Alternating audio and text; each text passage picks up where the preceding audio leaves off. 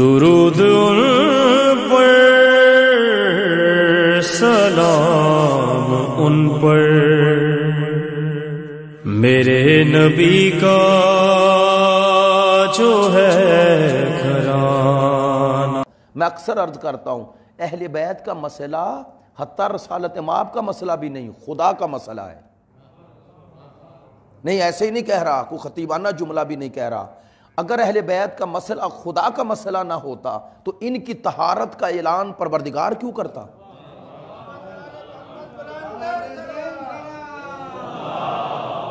صلی علی محمد وآل محمد وعجل فرجہم۔ ایسا ہی ہے نا بھئی، ان کی طہارت کا اعلان سرکار دو عالم کی وجہ سے نہیں ہوا، کاش میری بات پہنچے۔ ان کی عصمت و طہارت پر جو آیت تطہیر کا نزول ہے وہ پروردگار نے اپنے اس موازین اور اس پیمانے کے مطابق کیا ہے۔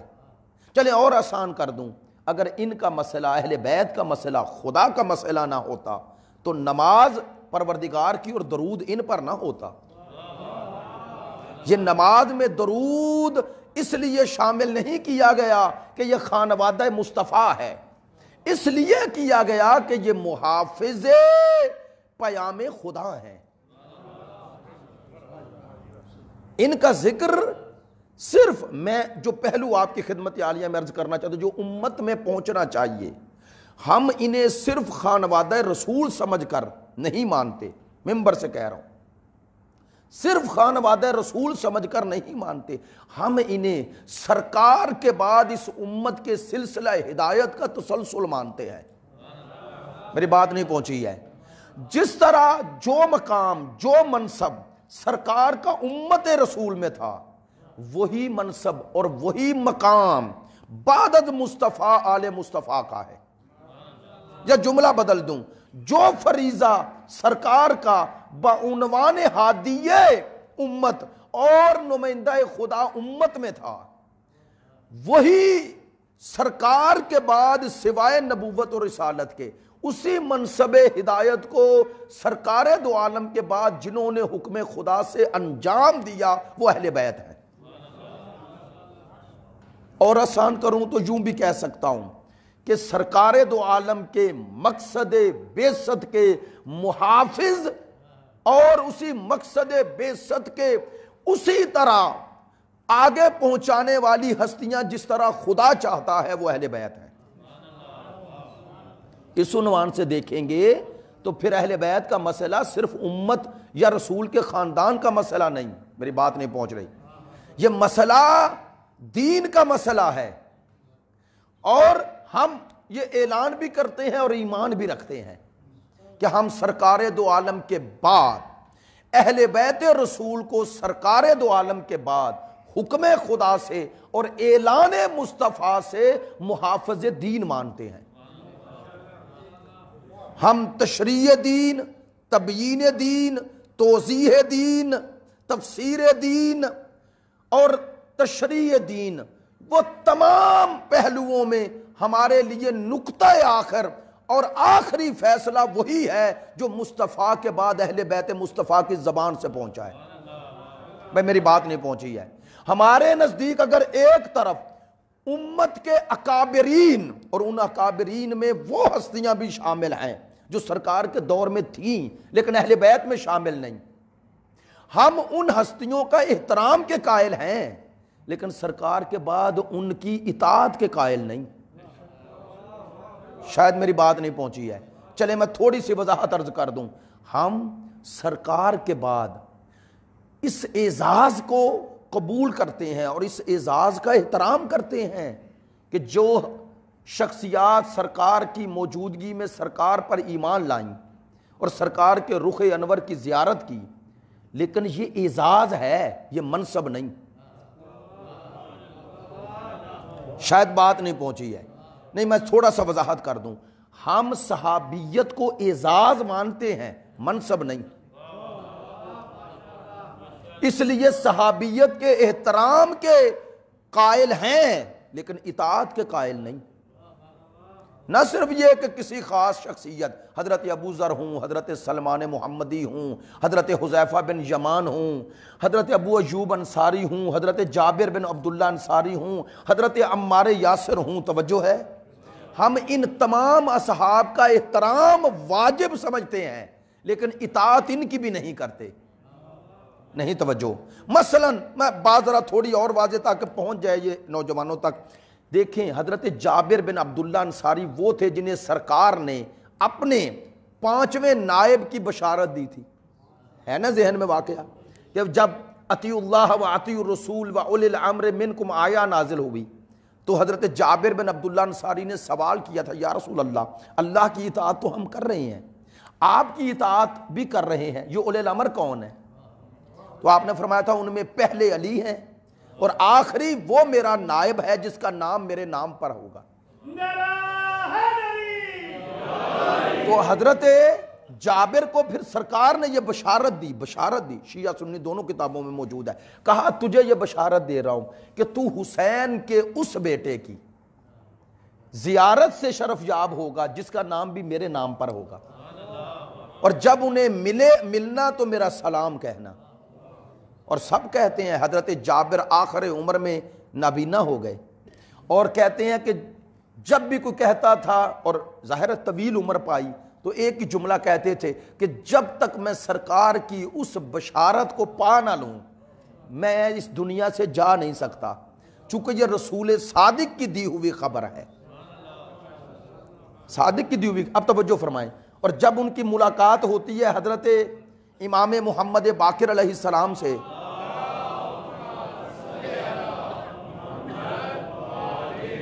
جب ملاقات ہوتی ہے تو حضرت جابر بن عبداللہ انصاری، اب دیکھیں کتنی ہستیوں کی زیارت سے شرف یاب ہو کے پہنچے ہیں حضرت امام باقر علیہ السلام تک، حضرت جابر بن عبداللہ انصاری رضی اللہ تعالی عنہ، کتنی عظیم ہستی کہ وہ شروع کہاں سے ہوئے؟ سرکار کی زیارت، پھر امیر المومنین، پھر امام حسن مجتبیٰ، امام حسین، حضرت امام زین العابدین اور حضرت امام پاک، 5 امام اور سرکار دو عالم جیسی ہستی، ایسے ہی ہے نا؟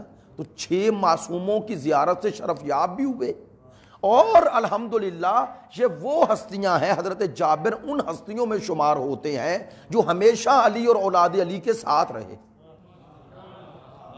آپ نے توجہ نہیں فرمائی ہے، یہ وہ ہیں کہ جنہوں نے ہر جنگ میں مولا کائنات کی رفاقت میں ہی لڑی، انہوں نے کبھی دوسری طرف نہیں دیکھا، اتنی عظیم ہستی، لیکن ممبر سے کہہ رہا ہوں حضرت جابر جب ملے تو اپنی عمر کے آخری حصے میں تھے اور امام بچپنے میں تھے، لیکن ہم اس اعزاز کے باوجود بھی حضرت جابر کے لیے اسے اعزاز سمجھتے ہیں، لیکن اگر ایک طرف میرا امام کا کلام آ جائے اور ایک طرف حضرت جابر کا کلام آ جائے اپنا، تو ہم امام کے کلام کو ترجیح دیں گے، چونکہ جس کا علم الہی ہے وہ امام باقر ہیں۔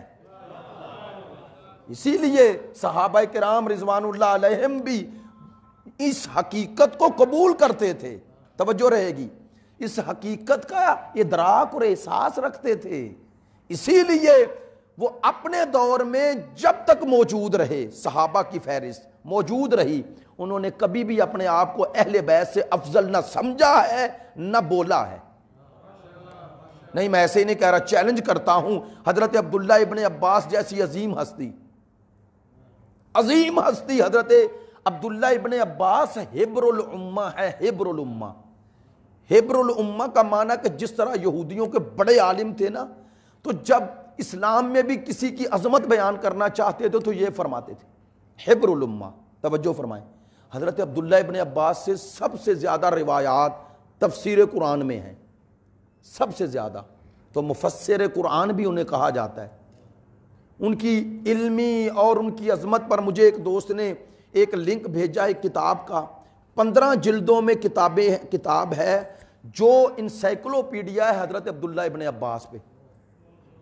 اب اس عظیم شخصیت، اس ہستی کا یہ مقام، لیکن پوچھنے والے نے پوچھ لیا کہ آپ کے علم میں اور امیر المومنین کے علم میں کتنا فرق ہے؟ تو کہنے لگے تجھے ایک مثال سے ہی واضح کر دیتا ہوں، تم نے میرا تقابل مولا علی سے کیا ہے، جو باب مدینۃ العلم ہے، اور فرمانے لگے بتائیں اگر ایک طرف قطرہ ہو اور ایک طرف سمندر ہو تو کسے دیکھیں گے؟ کہنے والے نے کہا سمندر کو۔ کہا قطرے کی کوئی حیثیت ہے سمندر کے مقابلے پہ؟ اس نے کہا نہیں۔ کہنے لگے بس یہی فرق ہے مجھ میں اور مولا علی میں، میں علم میں بھی ہوں تو قطرہ ہوں اور وہ علم کا سمندر ہے۔ تو یہ اہل بیت کا نظریے، یہ اہل بیت کا نقطہ نظر، یہ اہل بیت کا ایمان تھا، یہ اصحاب کا ایمان تھا اہل بیت کے بارے۔ اور شیعہ سنی کتابوں میں موجود ہے کہ حضرت عبداللہ ابن عباس، توجہ رہے گی، حضرت عبداللہ ابن عباس کا یہ فرمان الصواعق المحرقہ میں بھی موجود ہے کہ وہ فرماتے ہیں کہ سرکار دو عالم کے بعد کسی بھی محفل میں جب بیٹھتا تھا تو میں چاہتا تھا کہ یہاں کچھ کہوں، تو کہتے ہیں اس وقت مجھے تو نہیں معلوم میرے سامنے جو بیٹھا ہے یہ مومن ہے یا منافق۔ وہ فرماتے ہیں کہ میں پھر مومن و منافق کی پہچان کرتا کیسے؟ تو کہتے ہیں کننا نعرف المنافقین ببغضہم علی ابن ابی طالب، کہتے ہیں میں ذکر علی سے پہچان لیتا تھا یہ مومن ہے یا منافق۔ تو دیکھیں نہیں اس فرمان حضرت عبداللہ ابن عباس رضی اللہ تعالیٰ عنہ کو سنانے کا مقصد کیا ہے؟ آپ متوجہ ہیں اس لیے بات عرض کر رہا ہوں۔ حضرت عبداللہ ابن عباس کے نزدیک رسالت مآب کے بعد مومن اور منافق کی پہچان کا ذریعہ سبب کون ہے؟ مولا علی۔ تو اگر وہ مولا علی کو عام سمجھتے ہوتے، حتیٰ اپنے جیسا بھی سمجھتے ہوتے، تو کبھی معیار ایمان و نفاق نہ بناتے۔ توجہ رہے اس حقیقت پر، گویا ان کے نزدیک ان میں اور مولا علی میں یہ فرق ہے کہ وہ مومن جس کے ذریعے بن رہے ہیں وہ محبت علی ہے۔ ایسا ہی ہے نا بھائی، محبت علی اور بغض علی اگر مومن اور منافق کی شناخت کا ذریعہ ہے، معیار کا ذریعہ ہے، تو یہ معیار کوئی آج تھوڑا ہی ہے، یہ معیار تو اس دور میں بھی ہے نا۔ تو جو معیار ایمان و نفاق بن رہا ہے وہ ان سے تو بلند ہوگا نا جو اس کے ذریعے مومن بن رہے ہیں۔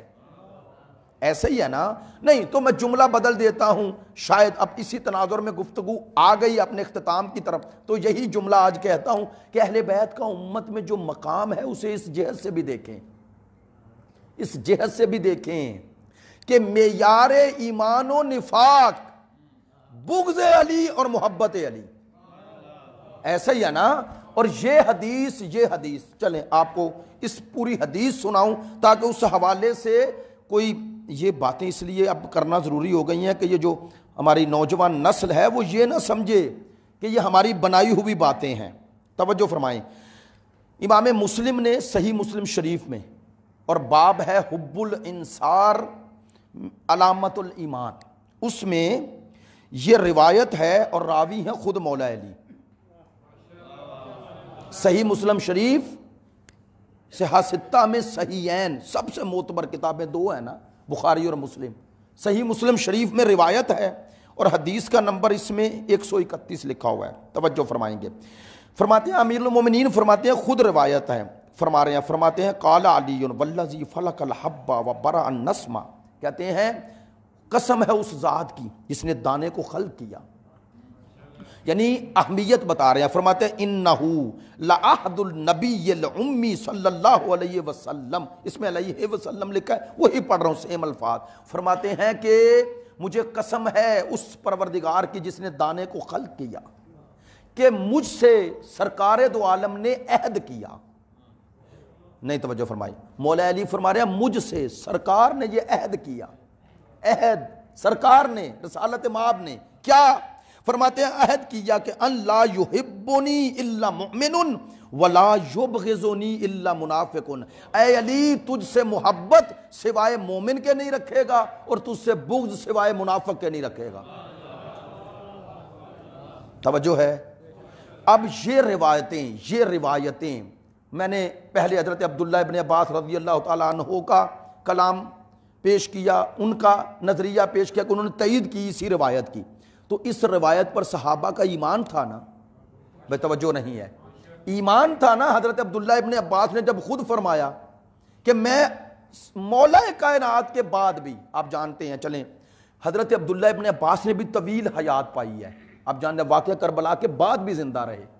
تو اب وہ جس ماحول میں یہ ذکر فرما رہے ہیں کہ میں ذکر علی سے مومن اور منافق کی پہچان کرتا تھا، تو مولا علی کے بعد ہی کرتے تھے نا، ایسے ہی ہے نا.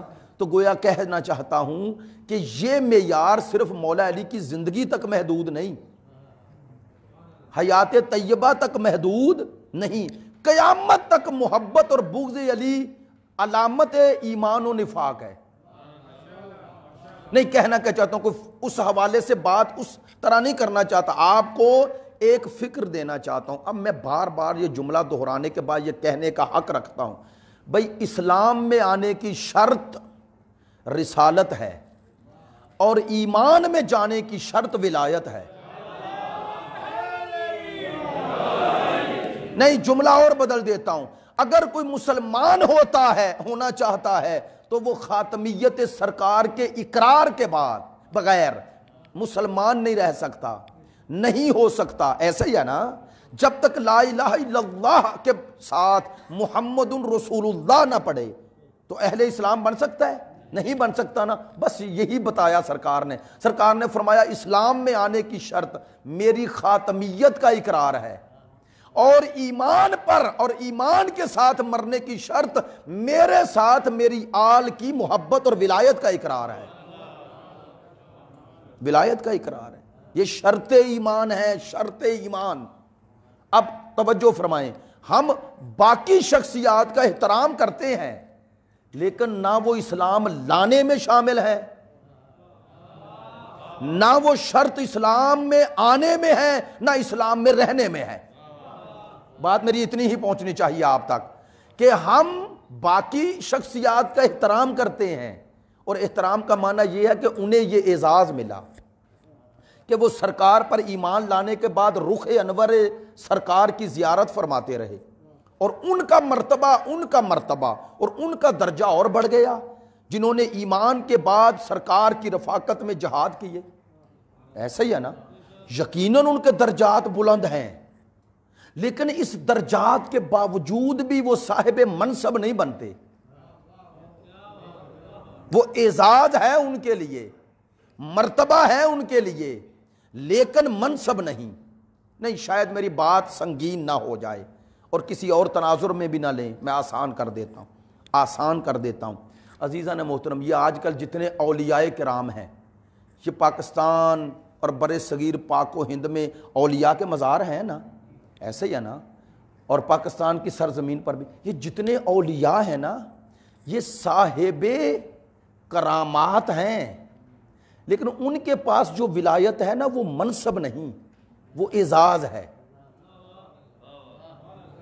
ان کی ولایت منصب نہیں، اعزاز ہے. اس لیے ان کو قبول کرنا اور نہ کرنا برابر ہے. بھئی کوئی مسلمان ہے جو ان اولیاء کے انکار کو کفر کہے؟ بولے تو صحیح ہے، نہیں نہ کہتا. تو کیوں؟ اس لیے کہ یہ منصب نہیں. ان کا احترام ہے، وہ منزلت رکھتے ہیں خدا کے نزدیک، لیکن منصب نہیں رکھتے. لیں، یہ ہے ہمارا نقطہ نظر جو عالم اسلام تک پہنچنا چاہیے. ہم باقی تمام شخصیات کے لیے اعزاز، عزت، احترام کے قائل ہیں، لیکن اہل بیت کے لیے صرف احترام کے قائل نہیں، ہم ان کے لیے اطاعت کے قائل ہیں. ہم دوسروں کو صاحب اعزاز مانتے ہیں اور انہیں صاحب منصب مانتے ہیں، صاحبان منصب مانتے ہیں. ہمارے نزدیک یہ سرکار دو عالم کے بعد محافظ دین بھی ہیں اور مبین دین بھی ہیں. دین کی تبیین کا حق اللہ نے انہیں عطا کیا، اور اگر کسی کو اس پہ دلائل چاہیے الحمدللہ ہم دینے کو تیار ہیں. مثلا میں نے یہیں پر ہی ایک مجلس میں عرض کیا تھا نا کہ صحیح مسلم شریف باب فضائل علی میں یہ روایت ہے. اب وہ روایت کا صرف اشارہ کر دیتا ہوں، آپ باقی چیزیں خود جانتے ہیں. سرکار دو عالم نے اس دنیا سے جاتے جاتے یہ ارشاد فرمایا، انی تارکن فیکم الثقلین، میں تم میں دو چھوڑ رہا ہوں. اور دونوں کے لیے لفظ ثقلین کہا، کاش بات پہنچ جائے. اور ثقلین کا معنی کیا تھا، ثقل سے اس کا معنی ہے عظمت، گراں قدر. تو سرکار کی نظر میں جو گراں قدر ہو، قیمتی ہو، تو بولے وہ امت کی نظر میں گراں قدر کیوں نہیں ہوگی؟ نہیں. اور وہ دو کون سی چھوڑی؟ اب مسلم شریف میں روایت ہے، فرمایا تم میں دو چھوڑ رہا ہوں. دو، پہلی بات تو یہ دو چھوڑ رہا ہوں، اور دونوں کو ثقلین کہا. اور ایک کون سی ہے ان میں؟ کتاب اللہ. اب یہ یہیں رکے اور میری بات کا جواب دیں کہ یہ جو کتاب خدا کو سرکار نے چھوڑا امت میں اپنے بعد، تو کس لیے چھوڑا؟ ماشاءاللہ، چونکہ قرآن نے خود کہا ہے ھدی للناس ھدی للمتقین یہدی للتی ہی اقوم. تو قرآن کتاب ہدایت ہے نا، تو جو ہدایت کرے اسے ہادی کہتے ہیں. تو اپنے بعد قرآن مجید کو چھوڑا ہدایت کے لیے. اب بولیں اس کتاب ہدایت کے ہوتے ہوئے اگر کوئی کتاب کی روایت اس کی آیت سے ٹکرائے تو لیں گے؟ آیت نہیں چھوڑیں گے، روایت چھوڑ دیں گے. تو کیسے چھوڑ رہے ہیں؟ فرمان رسول. آپ کہیں گے نہیں قبلہ وہ فرمان رسول ہے ہی نہیں. تو میں اگر دلیل پوچھوں کیا ہے، تو آپ کا جواب یہ ہوگا کہ سرکار نے یہ معیار خود دیا کہ میرے فرمان کبھی آیت سے نہیں ٹکرائے گا. یہ سرکار نے دیا نا معیار. تو سرکار نے اپنے کلام کی حقیقت سے ہمیں آشنا فرما دیا کہ میرا کلام کبھی مخالف قرآن نہیں ہوگا. جب یا ممکن ہے ظاہر میں تمہیں نظر آئے مخالف قرآن، لیکن تعویل کرو گے تو حقیقت میں وہ مخالف نہیں ہوگا. لیکن اگر کسی کی تعویل بھی ممکن نہ ہو تو فرمایا اس روایت کو چھوڑ دینا، اس آیت کو نہ چھوڑنا. تو لیجیے آج کی مجلس کا آخری جملہ، سرکار نے تو دو چھوڑے ہیں. کتابوں میں قرآن کو معیار بنایا اور انسانوں میں اہل بیت کو معیار بنایا. چونکہ فرمایا دو چھوڑ رہا ہوں، ایک اللہ کی کتاب اور دوسری میری اطرت جو اہل بیت ہے. تو ہم یہی کہتے ہیں جب دونوں کو ایک دوسرے کے عدل کے کہتے ہیں مساوی، جب سرکار نے دونوں کو مساوی بنا کے چھوڑا تو اس کا معنی ہے سرکار کی نظر میں کتابوں میں جو مقام قرآن کا ہے، انسانوں میں وہی مقام آل محمد کا ہے. تو جیسے ہم اس کتاب کے مقابلے پہ آنے والی روایت کو قابل اعتنا و اعتبار نہیں سمجھتے، تو بتا دیا قیامت تک اس انسان کی بھی کوئی اعتبار نہیں ہے جو اہل بیت کے مقابل آ جائے. اب جب یزید مقابل آیا ہے تو وہ تو قابل اعتبار کیا. عجیب بات ہے کہ اس خاندان پر ظلم کرنے والے کے بارے میں یہ سوچا بھی جائے کہ اس میں ایمان ہوگا. نہیں توجہ ہو، اس میں ایمان ہوگا. جن کی محبت خود شرط ایمان ہے، ان سے بغض رکھنا اگر منافق ہونے کی دلیل ہے تو انہیں قتل کرنے والا